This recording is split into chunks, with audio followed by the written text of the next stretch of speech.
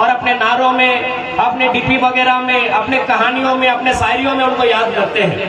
उन्हीं में से क्योंकि बहुत सारे लोग कभी कभी हमसे सवाल करते हैं कि गांधी और भगत सिंह में, हमें लगे दोनों देश के लिए बेहतर है, लेकिन चूंकि अभी हम भगत सिंह की उम्र में हैं तो हम गांधी को समझने के लिए हमें उनकी उम्र में जाना होगा। चूंकि युवाओं के, अभी अगर युवाओं की बात करें तो भगत सिंह को मानते हैं, बेहतर तरीके से मानते हैं। चूंकि आज आजादी का जश्न मनाया जा रहा है, स्वाभाविक बात है, अच्छी बात है, लेकिन आज भी ये आजादी कहीं ना कहीं विचारणीय है कि जिस आजादी की कल्पना हमारे देश के, हमारे राष्ट्र के क्रांति पुरुष करते थे, क्या वो आजादी हमने पाई है? तो भगत सिंह ने कथन कहा था कि आजादी तो हम अंग्रेजों से छीन लेंगे, उठा के, पटक के, मार के, भगा के आजादी हम अंग्रेजों से छीन लेंगे, पर क्या ये आजादी गांव, गरीब, किसान, खेत खलिहान, मजदूर तक जाएगी, या फिर गोरों से आजादी मिल जाएगी और भारत के पूर्व लोगों के पास आजादी रह जाएगी, यानी चंद मुट्ठी भर अमीर लोगों के पास। आज 77 साल के बाद भी शहीद आजम भगत सिंह की वो कहानी, उनकी वो कथन चरितार्थ हो रही है। आज भी भारत को संपूर्ण आजादी नहीं मिली है जिसके लिए लोगों ने हंसते हुए प्राणों का बलिदान दिया। आज भी आप देख सकते हैं हमारे लोग, अच्छी शैक्षणिक व्यवस्था नहीं, स्वास्थ्य की व्यवस्था नहीं, रोजगार की व्यवस्था नहीं। ऐसे में सवाल होता है क्या ऐसी आजादी की कल्पना हमारे वीरों ने किया था? आज हम सिंदरी क्षेत्र में हैं, अगर आजादी की बात करते हैं तो आजादी का मतलब होता है हमारे खेत खलिहान भी आजाद होने चाहिए। आज यहाँ टेस्ला प्रोजेक्ट है, कहीं FCI है, कहीं SEC है, कहीं हर्ल है। हमें कितनी आजादी मिली है, कोई बताएगा हमें कितनी आजादी मिली है? इसलिए भगत सिंह कहते थे कि आजाद भारत तब माना जाएगा, आजाद भारत तब गिना जाएगा जब एक काम करने वाला मजदूर और खेतों में हल चलाने वाला किसान वह आजादी का अनुभव करेगा, तब भारत आजाद माना जाएगा। आज राष्ट्रवाद के नाम पर केंद्र में जो सरकार बैठी है, लोगों को हमेशा दिग्भ्रमित करती है। बाकायदा में उसी सरकार, उन्हीं के दल के श्रद्धेय भारत देश के पूर्व प्रधानमंत्री माननीय अटल बिहारी वाजपेयी के कथन था कि कलकत्ता के फुटपाथों में जो नंगे बदन आंधियां सहते हैं, उनसे जाकर पूछो 15 अगस्त के बारे में क्या कहते हैं। अगर आप पूछेंगे 15 अगस्त के बारे में वीडियो साहब से, थाना प्रभारी महोदय से, वो कहेंगे आजादी ठीक ठाक है, सरकारी 50,000 का तनख्वाह भी मिलता है और रात को कोयला गाड़ी में कमीशन भी मिलता है, उनके लिए आजादी ठीक होगी।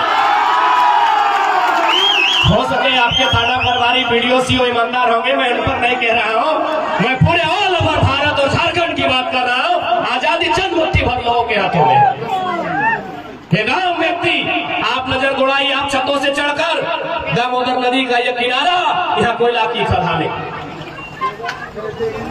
आज भारत देश के लोग कहते हैं, भारत के जो सदन पर बैठे लोग कहते हैं, तो आज भारत वर्ष तभी आजाद माना जाएगा जब एक आम व्यक्ति आजादी का अनुभव करेगा। एक अंतिम पायदान पर जो व्यक्ति है वह जिस दिन आजादी का अनुभव करेगा, तब भारत वास्तव में आजाद माना जाएगा। आज नौजवान कहते हैं कि हमने आजादी को नहीं देखा है, हमने अलग झारखंड राज्य को नहीं देखा है, लेकिन आज भी आपके सामने समय है आजाद बनने का, अशफाकुल्ला खान बनने का, बोस बनने का, चंद्रशेखर आजाद बनने का। उन्होंने गोरों से लड़ाई लड़ी थी, तुम ब्लॉक ऑफिस में जाओ और चोरों को उठा के पटकने का काम करो, तुम भी उसी श्रेणी में आओ। आज भी आजादी अधूरी, और इस अधूरी आजादी को पूरी करने के लिए हमारे नौजवानों को अगुवाई करनी है, क्योंकि नौजवान इस राष्ट्र के निर्माण में सबसे महत्वपूर्ण भूमिका निभाते हैं। इसलिए आज मैं ज्यादा लंबा नहीं करते हुए, आज स्वतंत्रता दिवस है, आजादी का गौरव, आजादी का अनुभव और एक जश्न का माहौल है, होना भी चाहिए। अंग्रेजों के लगभग यातना भरे शासन के बाद हमने भारत, हमारे पूर्वजों ने, हमारे महापुरुषों ने इस मुल्क को आजाद करवाया था। हमें गौरव करने का अधिकार है, हमें जश्न का मनाने का भी अधिकार है, लेकिन चिंता करने का भी हमें समय होना चाहिए कि आजादी कहाँ है।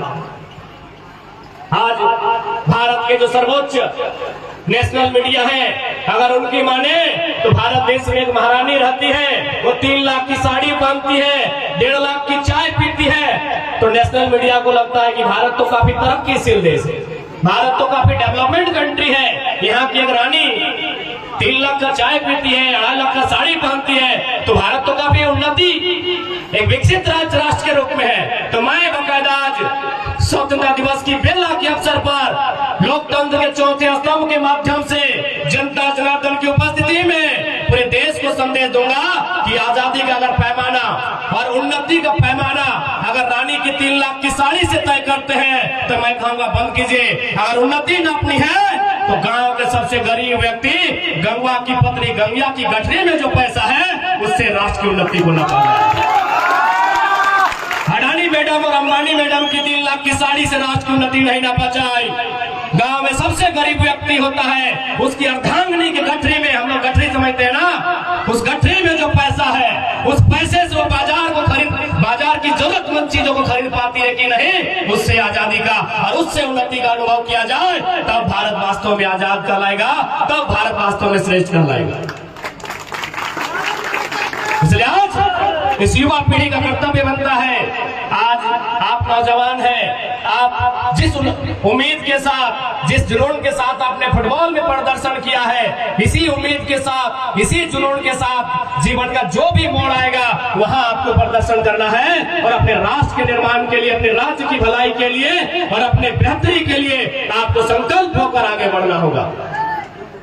चूंकि बात फुटबॉल के मैदान की है, आज बहुत सारे लोग हो सके खेल को लेकर नकारात्मक टिप्पणियां करते होंगे, तो उन लोगों से कहिएगा कि आप भारत के महान संत विवेकानंद से महान नहीं है। भारत के महान संत हुआ करते थे स्वामी विवेकानंद। उन्होंने एक लाइन कहा था, क्योंकि जब विवेकानंद का टाइम था तो भारत देश अंग्रेजों का गुलाम था, तो उन्होंने एक लाइन कहा था विवेकानंद ने कि भारत के युवाओं तुम्हें फुटबॉल खेलना चाहिए। क्यों कहा था ऐसा? अभी इतने फुटबॉल खिलाड़ी आप सामने बैठे हैं, फुटबॉल इसलिए खेलने का कहा था विवेकानंद ने क्योंकि भारत देश में जात पात, भारत देश में मजहब, भारत देश में धर्म, भारत देश में अलग भाषा, यानी लोगों को जोड़ने का कोई साधन नहीं था। इसलिए उन्होंने कहा था भारत के युवाओं तुम्हें फुटबॉल खेलना चाहिए। अब कहेंगे कैसे?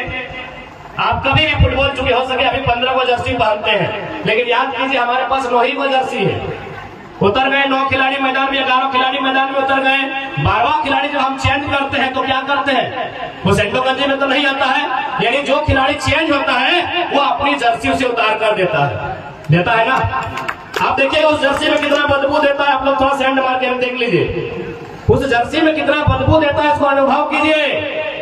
एक तो आप आधा घंटा खेले हैं, पसीना से भीगे हैं, ऊपर से ग्राउंड में कितना बार कीचड़ से, मिट्टी से आप लटपटाए हैं, उसका कोई हिसाब नहीं है। लेकिन वो खिलाड़ी जो 12वां खिलाड़ी के रूप में आता है, सहर्ष आपकी जर्सी को स्वीकार करता है, उसे बदबू का एक छटाक अनुभव नहीं होता है। बकायदा आप घर जाइए, अपना बढ़िया ब्रांडेड शर्ट अपना छोटा भाई को बोलिए पहनेगा, बोले अच्छी सेंट मांगता है, 2 बार पीछेगा रेल साबुन से तब पहनेगा। आपका ब्लड है, आपसे उसका ब्लड रिलेशन है, लेकिन आपका भाई इनकार कर देगा कि नहीं हम आपका शर्ट नहीं पहनेंगे, ये 2 दिन से पीछा नहीं है।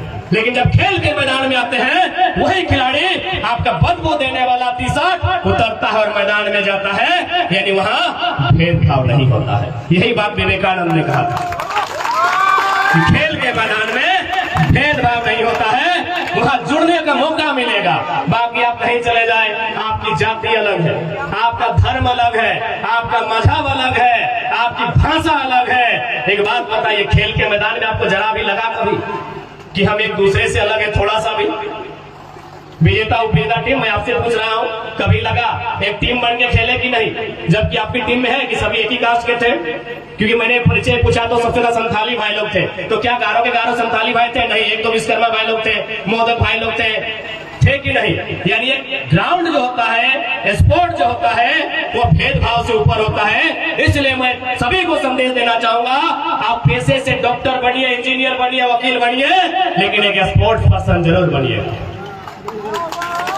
आप चले जाएं, क्योंकि आप कोल फील्ड में रहते हैं, आप शहरों में रहते हैं, बहुत सारे अधिकारी आपके आसपास रहते होंगे, ऑफिसर कॉलोनी आप देखे होंगे, ऑफिसर बड़े बड़े अधिकारी आप देखे होंगे, सुबह उठ के वॉलीबॉल खेलते हैं, सुबह उठ के दौड़ते हैं। 60 साल की उम्र पार हो चुकी है, क्यों पता है? डॉक्टर ने कहा है दौड़ते रहोगे तो मर जाओगे। लेकिन एक फुटबॉल खिलाड़ी, उसको बुढ़ापा में दौड़ने की जरूरत नहीं है, जवानी में दौड़ चुका होता है। जो आज साहब है, सीएमडी रहे, जीएम है, पूरा जीवन उन्होंने पढ़ाई में बिताया है, कभी खेल में समय नहीं दिया है। इसीलिए आज 60 साल के बाद आप किसी ऑफिसर क्लब में चले जाएं, वो सुबह 6 बजे उठते हैं, वॉलीबॉल खेलते भी 60 साल की उम्र में। क्यों? डॉक्टर ने कहा है खेल से रहो। तो इसीलिए खेल के साथ रहो, ताकि बुढ़ापा में आपको ज्यादा नौटंकी करने की आवश्यकता नहीं पड़े। साथ ही साथ खेल में स्कोप होता है। भले झारखंड की सरकार क्या कर रही है पता नहीं, हमारे चूंकि ये कोलफील्ड साइड है, ये कोलफील्ड का सेक्टर है, आज से 40-50 साल पहले यानी 1970 का जो दौर था, 1980 का जो दौर था, हमारे गांव में एक लाइन कहते थे कि अरे छोड़ा, बुझते हैं ना आप लोग? हाँ, लड़का को छोड़ा बोला जाता है कि अरे बबुआ दुए टची तो टाका कमाए सकल है। टाका माने पैसा कमाना।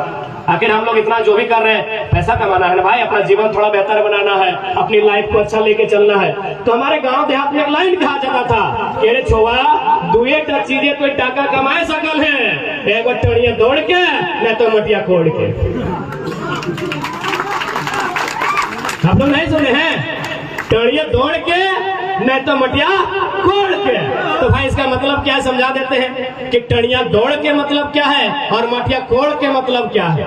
मटिया कोड़ के मतलब है, आज से मैं जब 1970 का टाइम था, हमारे जो पूर्वज थे, खासकर मैं अपना व्यक्तिगत बताता हूँ, मेरा नाना का जीजा जी, उसका 2 भाई, मेरा नाना का अपना भाई, लगभग 10 आदमी को हम जानते हैं। उन लोग मिट्टी काटने गया था।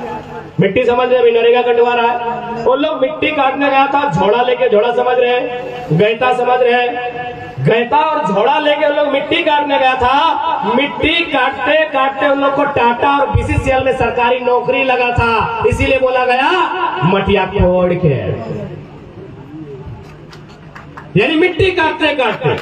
आज भी हर गांव का इतिहास होगा, पता नहीं आपके चासनाला और कांडरा क्षेत्र का क्या इतिहास है। मैं जहां रहता हूं वहां का इतिहास है कि लोग मिट्टी काटने गए थे, मिट्टी काटते काटते उनको गवर्नमेंट का जॉब, सरकारी नौकरी हो गया था, इसीलिए कहा जाता है कि मटिया खोड़ के और एक लाइन टड़िया दौड़ के। ये तो सभी जानते हैं। आज आप फिर चले जाए पीछे, आज भले लोग वीडियो बन रहे हैं, सीओ बन रहे हैं, आज भले लोग IAS IPS, खैर IPS अभी झारखंड में, आज भले लोग डॉक्टर बन रहे, इंजीनियर बन रहे, टीचर बन रहे हैं, लेकिन आप अपने गांव का इतिहास को पता कीजिए। सबसे पहला नौकरी अगर आया होगा तो हवलदार चाहे चपरासी का आया होगा। आप अपने गांव को अगर किसी ने मेहनत से, बाकी कोलफील्ड में बहुत सारे लोग नौकरी लिया, लेकिन अनुकंपा में लिया, लैंड लूजर के नाम में लिया, बाप के बदले नौकरी लिया, जमीन के बदले लिया, लेकिन जो गांव में रहते हैं, अगर टैलेंट के बदौलत किसी ने नौकरी लिया था तो टड़िया दौड़ के, यानी पुलिस का नौकरी लिया था। ये हमारा इतिहास है, इसीलिए लाइन कहा जाता है कि मटिया खोड़ के नहीं तो टड़िया दौड़ के।